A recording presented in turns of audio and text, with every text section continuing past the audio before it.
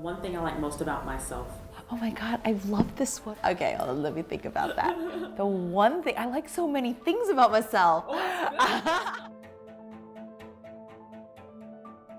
I'm Lisa's son, and I'm the CEO and founder of Project Gravitas. So we make clothes that give women the power to take on the day. My first boss at a consulting firm told me I didn't have any gravitas, I didn't have any confidence, and told me to buy new clothes. Which, by the way, is very offensive, but she really wanted me to see something good in myself, and that's why we're a confidence company. When I was 22 years old, I was a consultant for 11 years, and I was traveling the world working with CEOs on major issues. Unbelievable, right? But I was burnt out. I spent 300 days a year on the road, which is exhausting, thank God for these genetics. And I decided to take a year off and hit the pause button. I turned off all my devices, and I traveled around the world with a pile of books. So on the last 2 weeks of my holiday, I was in Taiwan with my parents, and I was having dinner with my mom, and she said, "Lisa, you cannot live here. You must find a job." And I told her I had a business idea, and she said, "Oh, good. Go bet on yourself." And the next morning, I had 10 emails in my inbox. My family lawyer, business manager, accountant, all of whom said, "Your mom wants me to start a company for you. What's the name of the company?" And when I asked my mom what she had done, she said, "You not have guts, I have guts. I go on the internet, I start a company." So that was October 2012, and that was when I started Project Gravitas. My parents came to the US with no money. My dad worked on a loading dock, my mom worked on a hamburger truck, and they saved up enough money to own restaurants, convenience stores, a scrap metal business.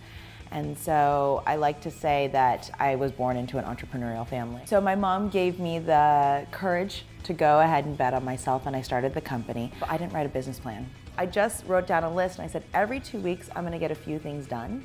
And then what you find is 6 months later, you're about to launch a company. So for the first time in my life, I felt complete freedom to essentially serve myself up on a plate. And I always tell people that every single part of this brand is who I am. For example, I used to be a size 22, right? I used to weigh 300 pounds, and I've been almost every size that you can imagine. And I thought, wow, I really want to create a brand that represents women of every size. So we make clothes that give women the power to take on the day, and that's why we're a confidence company. So one of the things I've been thinking a lot about is the fine line between self-conscious and self-confident. Imagine when you were 5 years old and you were a little girl and your mom said, "We're gonna go buy a dress." You're so excited. You don't think about body image. You just go, will it twirl? Is it gonna be pink? Is it gonna be teal? Can I have a ribbon, right? And you were so excited to go shopping. Then for me at least, when I was 12, I was at the swimming pool and somebody said, "That girl's chubby." And I said, "How do you know someone's chubby?" And all of a sudden you learn these crazy words like pretty, ugly, fat, skinny, and you create this vocabulary of being self-conscious. And so you go from being 5 years old and totally confident, and then you get some sense of body image, and it haunts you for the rest of your life. And I dress women all the time in dressing rooms, and they come in already saying, "I don't like my hips," or "Can you cover my arms?" or "I haven't lost my baby weight," and I always tell people, stop, you are beautiful as you are. Let's find the dress that finally fits you versus you trying to fit into a dress.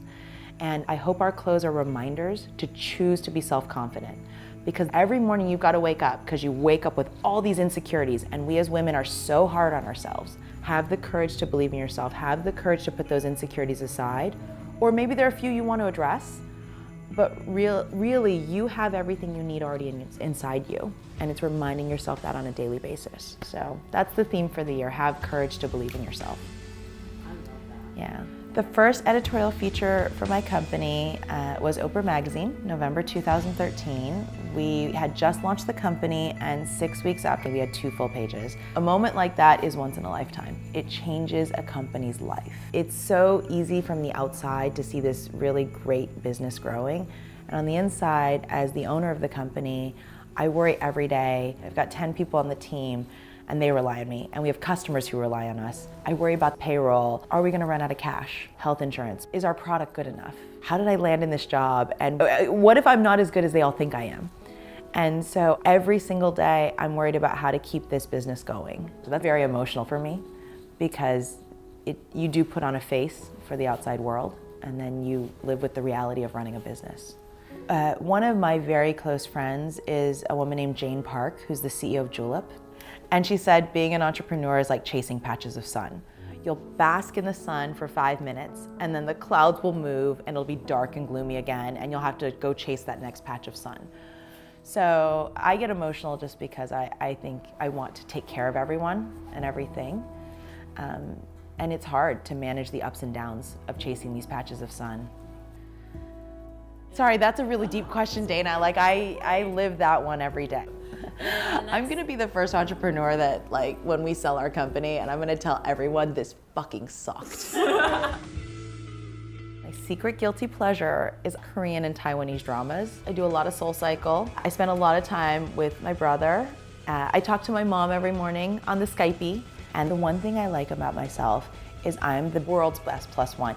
You can take me anywhere and I will have a good time. And if you have an invitation somewhere, call me up last minute. I will show up.